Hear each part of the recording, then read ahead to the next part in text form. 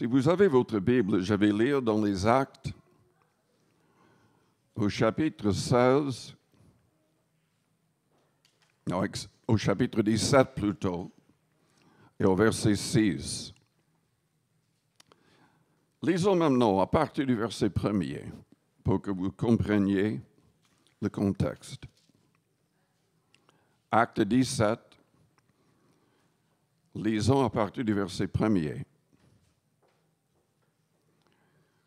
Paul et Silas passèrent par Amphipolis et Apollonie, et ils arrivèrent à Thessalonique, où les Juifs avaient une synagogue.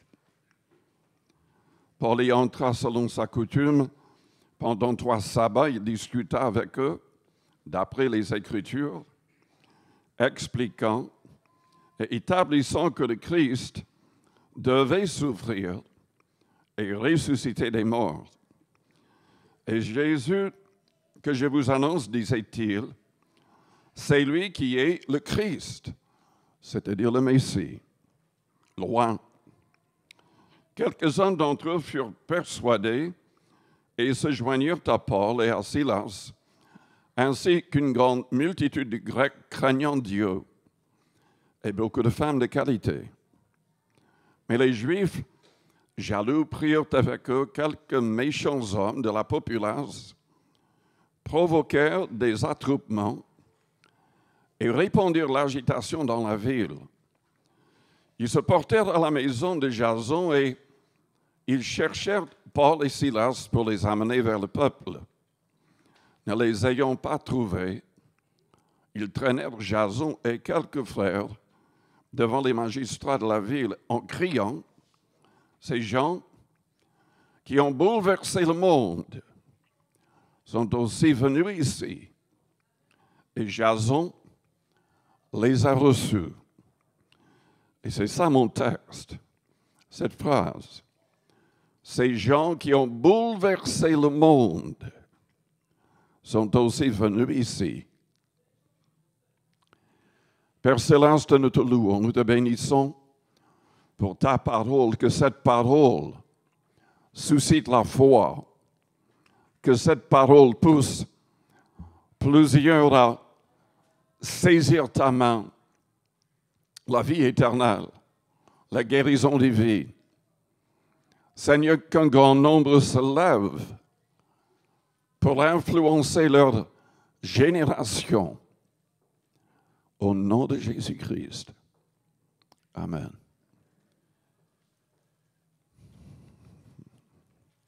Ces gens qui ont bouleversé le monde sont aussi venus ici. J'ai une question à vous poser. Est-ce que vous allez bouleverser votre monde? Est-ce que vous allez influencer votre génération? Ou est-ce que vous allez être la victime de votre génération? Nous vivons dans un monde qui est de plus en plus éloigné de Dieu. Un monde qui nous influence dans tous les sens à aller contre la parole de Dieu. Il y a tellement de leaders, de chefs dans le monde qui prennent position publiquement contre ce que Dieu enseigne dans sa parole. Et il y a d'autres problèmes. Il y a longtemps, les chrétiens, les croyants ne penseraient pas un instant à aller dans un lieu mondain, à participer avec les païens dans leurs excès. Mais aujourd'hui, avec la télé, avec l'Internet, avec la pornographie, les gens font entrer dans leur maison le monde.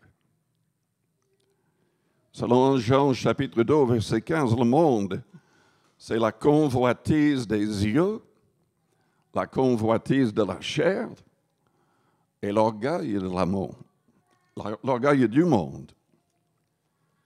David, dans le psaume 101, a dit « Je ne mettrai rien de mauvais devant mes yeux ». Il a dit cela après sa chute avec Bathsheba. Il n'était pas assez discipliné à l'époque. Il a péché gravement. Le Seigneur a pardonné. Et à partir de ce moment-là, il a tout fait pour avoir un cœur pur et une vie sainte. Est-ce que votre vie est sainte? Est-ce que votre cœur est pur?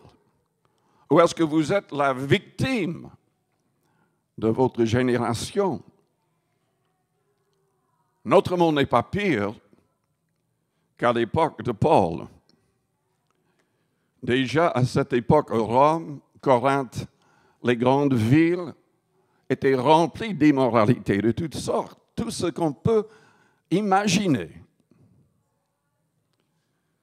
Les soi-disant prophétesses des temples païens s'habillaient pour se faire convoiter et coucher avec les hommes. Et toutes les personnes qui étaient liées à l'idolâtrie à l'époque y étaient liées à cause de l'immoralité qui faisait partie.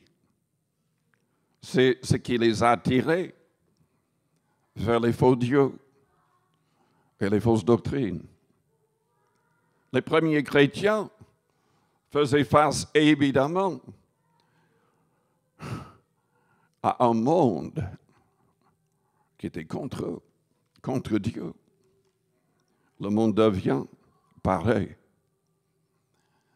Est-ce que nous allons bouleverser notre monde ou est-ce que nous allons être victimes de notre monde? Dans Romains chapitre 12, au verset 1er, la Bible dit « Je vous exhorte donc, frères, par les compassions de Dieu, à offrir vos corps comme un sacrifice vivant, saint, agréable à Dieu, ce qui sera de votre part un culte raisonnable. Ne vous conformez pas au siècle présent. » C'est-à-dire, soyez différents. Ne vous laissez pas influencer par les choses du monde. N'aimez pas le monde, ni les choses qui sont dans le monde. L'apôtre Jean a dit, ne vous conformez pas au siècle présent, mais soyez transformés par le renouvellement de l'intelligence, afin que vous discerniez quelle est la volonté de Dieu, ce qui est bon, agréable et parfait. Nous devons avoir du discernement. Nous devons avoir une relation réelle avec Dieu pour que le Saint-Esprit puisse vraiment nous conduire. Est-ce que nous devrions nous habiller comme les gens du monde? Est-ce que nous devrions aller où les gens du monde vont? Est-ce que nous devrions laisser entrer dans notre maison par les médias n'importe quoi? David a dit, je ne mettrai rien de mauvais devant mes yeux. Dieu cherche des hommes et des femmes pour ces derniers temps, pour ces derniers jours avant le retour du Christ. Tout au long de la tribulation mentionnée dans l'Apocalypse, nous voyons des gens qui se tournent vers le Seigneur. Il y aura des gens travaillant pour le Seigneur, en dépit du fait que beaucoup donneront leur vie pour leur témoignage, mais c'était déjà le cas au début du christianisme.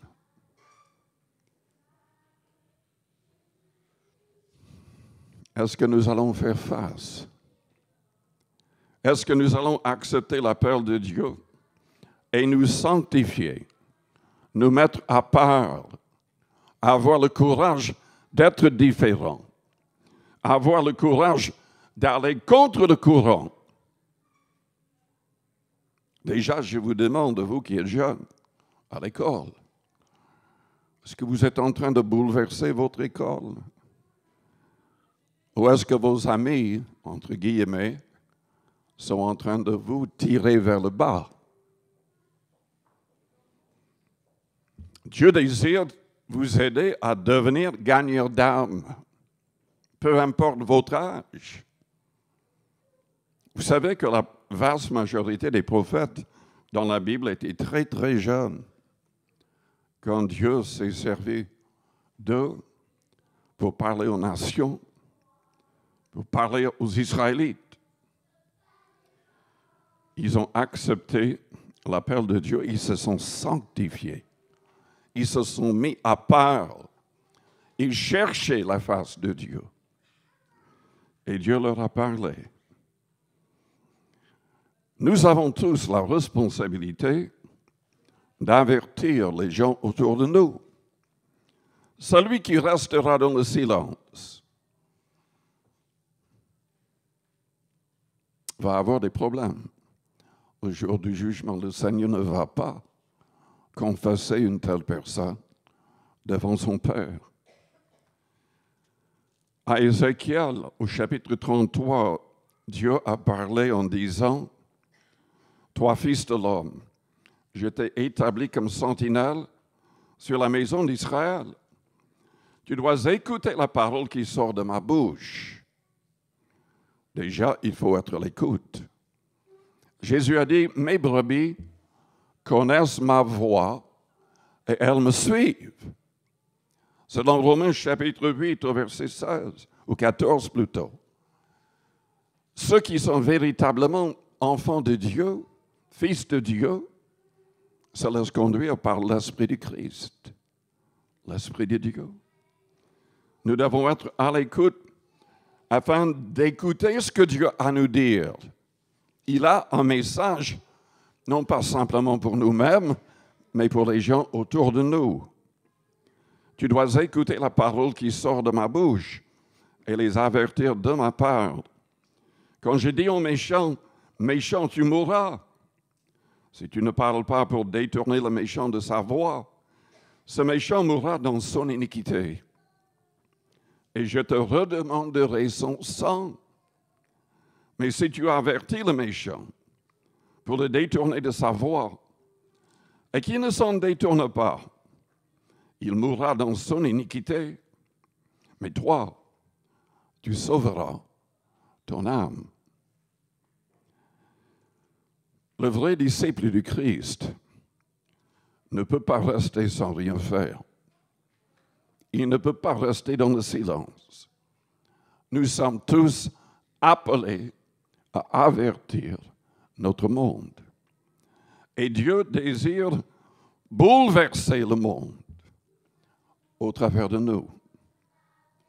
C'est à nous de chercher sa face. Car trois choses peuvent nous aider à faire la différence. Tout d'abord, il faut recevoir la plénitude de l'Esprit. Ne soyez pas contents avec la présence de Dieu de temps à autre.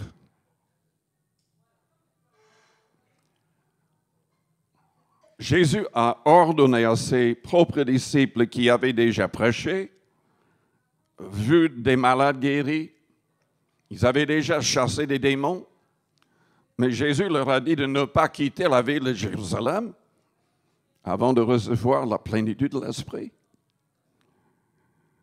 Il a dit dans Acte 1 au verset 8, vous recevrez une puissance, le Saint-Esprit, survenant sur vous, et vous serez mes témoins à Jérusalem, en Judée, en Samarie et jusqu'aux extrémités de la terre.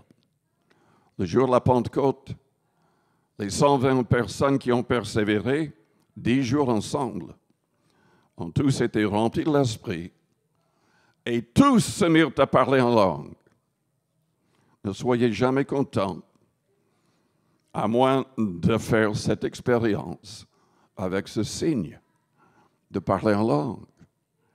Car par le parler en langue, par la pratique de louer, d'adorer Dieu en langue chaque jour, que vous recevrez une force, que vous serez libérés de la timidité et de la crainte. Les disciples avaient abandonné le Christ. Pierre l'avait renié en blasphémant. Mais après le jour de la Pentecôte, tous étaient prêts à donner leur vie. Et la plupart ont donné leur vie comme des martyrs. Nous avons tous besoin de faire cette expérience et de tout faire pour rester remplis du Saint-Esprit. Nous avons tous besoin aussi de payer un prix personnel. Passons du temps dans le jeûne et la prière. Lisez Ésaïe 58. Il est toute une liste de promesses pour les gens qui jeûneront correctement. Dieu veut délivrer les captifs et c'est lié au jeûne et à la prière. Certains démons ne sortiront pas si on ne jeûne pas, si on ne prie pas de manière persévérante. Dans Luc 18 ou Matthieu 18, Jésus disait qu'il fallait jamais se relâcher dans la prière. Que si les fidèles, si les saints crient jour et nuit, Dieu agira. Mais il faut cette persévérance. Il faut cette sorte de foi qui nous pousse à ne pas cesser de prier avant d'avoir reçu ce que nous avons demandé dans la prière. Mais il y a une troisième chose qui est indispensable, c'est la foi. Je constate en lisant les Actes des Apôtres qu'ils n'étaient pas simplement remplis d'Esprit Saint, ils étaient remplis de foi. En tout cas, les 7 diacres choisis par l'Église primitive étaient remplis de foi et d'Esprit Saint. Étienne, Philippe et d'autres sont devenus évangélistes grâce à cette foi. Philippe, la Bible ne dit pas que l'Église l'avait envoyé. La Bible ne dit même pas que le Saint-Esprit l'a envoyé. Mais il est allé dans une ville en Samarie. Il a commencé à prêcher le Christ en plein air. Il priait pour les malades ont été guéris. Il y avait des gens possédés de démons. Il a chassé les démons. Et grâce à ces miracles, toute la ville s'est convertie. Toute la ville. Vous allez me dire, oui, mais ça c'était il y a longtemps. Ils avaient un contact avec les apôtres. Ils avaient une raison d'avoir une plus grande foi. Est-ce que Dieu va faire les mêmes choses aujourd'hui? Il y a quelque temps, j'ai reçu une lettre d'un pasteur qui me parlait de son groupe de jeunesse. Ils sont allés dans un pays en Amérique du Sud. Ils allaient dans les villages. Ils faisaient du porte-à-porte. Ils avaient passé beaucoup de temps en jeûne et en prière, priant en d'autres langues. Tous dans ces groupes étaient baptisés de l'Esprit. Ils voulaient gagner des âmes. Ils étaient très jeunes, même des ados. Mais la plupart des gens n'ouvraient même pas leurs portes. Ils étaient découragés, mais finalement, ils sont tombés sur une maison où une femme a répondu en pleurs. Elle avait perdu son enfant après la naissance. Le bébé était toujours à la maison, enveloppé. Et ces jeunes ont demandé s'ils pouvaient entrer, prier avec elle. Une des filles dans le groupe, après un certain temps, a dit, mais est-ce que nous pouvons voir le bébé? Est-ce que nous pouvons prier dans sa chambre? Ils sont entrés, ils ont enlevé ce qui enveloppait même le visage et ils ont commencé à prier en langue. Mes frères, mes sœurs, Dieu a ressuscité le bébé. Et tout le village s'est converti. Toutes les personnes au village se sont converties. Dieu n'a pas changé, mais il faut jeûner, il faut prier, il faut surtout croire. Il faut aller parler aux autres du Christ et de sa puissance.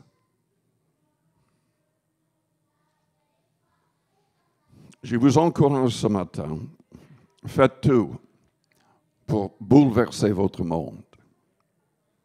Ne vous laissez pas avoir par l'ennemi. Ne soyez pas une victime. Vous savez, il y avait un moment où Lot devait décider. Il y avait des problèmes entre les serviteurs de Lot et les serviteurs d'Abraham. Et Abraham a dit, mais je vous laisse le choix, vous pouvez aller où vous voulez. Lot a fait l'erreur de se diriger vers les villes de Sodome et de Gomorrhe. Après un certain temps, la famille aimait la vie, les activités. Ils se sont fait avoir par les diables, par l'impudicité de la ville, par les péchés de ces villes. Dieu a envoyé 2 anges pour que Lot quitte ces villes avec leur famille parce que Dieu avait décidé de détruire les 2 villes. Malheureusement, Lot ne pouvait pas parler à ses fils, au reste de la famille. Il ne voulait pas croire ce qu'il disait. Il refusait de partir. Finalement, les 2 anges, quand même, ont pris la main de Lot et de sa femme, et 2 filles ont suivi, mais le reste de la famille est resté. Les anges ont dit, ne regardez pas en arrière. La femme de Lot a regardé en arrière et elle a trouvé la mort. Jésus, dans le Nouveau Testament, nous dit, souvenez-vous de la femme de Lot. Elle n'était pas simplement dans ces villes, elle avait le monde dans son cœur. Lot, par contre, était troublé chaque jour, voyant les péchés autour de lui. Et Dieu a sauvé sa vie. Ne soyez pas victime de votre génération. Faites tout pour changer le monde autour de vous. Amen. Je vous invite à fermer vos yeux, à courber vos fronts. Peut-être que vous êtes victime actuellement, lié par la pornographie, lié par toutes sortes de pensées et de pratiques qui sont contre la volonté de Dieu. Dieu désire vous pardonner si vous êtes ouvert pour qu'il vous délivre de ces choses. La Bible dit, vous qui aimez l'Éternel, haïssez le mal. Haïssez le mal. Nous devons, selon la Bible, condamner les œuvres infructueuses des ténèbres.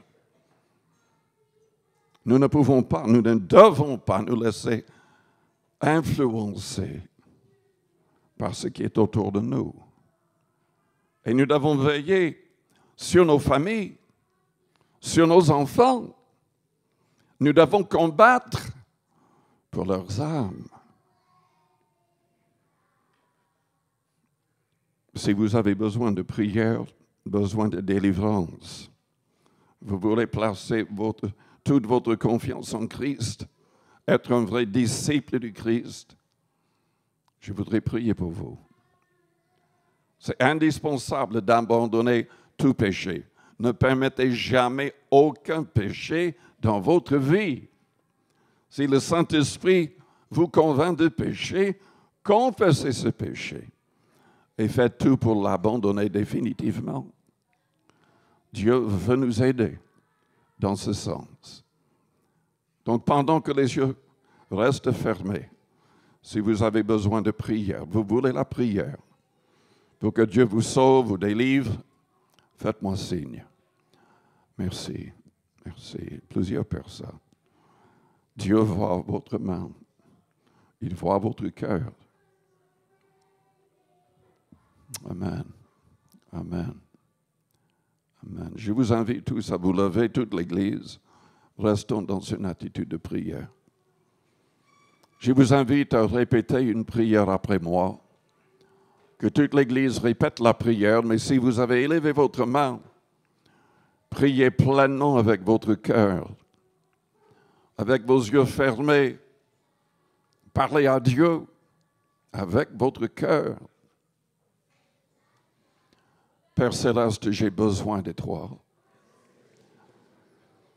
Je reconnais que tous les hommes ont péché contre toi. Ils ne suivent pas tes commandements.